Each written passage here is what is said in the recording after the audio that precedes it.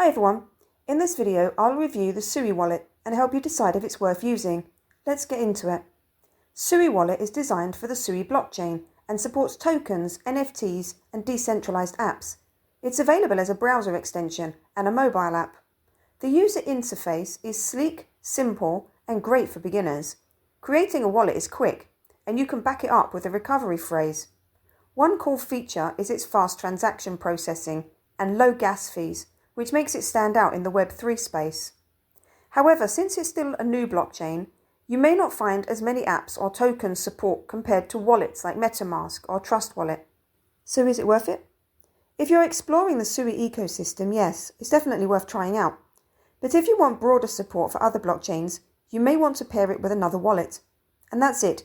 If you found this video helpful, don't forget to like and subscribe for more tips and tutorials. Thanks for watching, and I'll see you in the next video.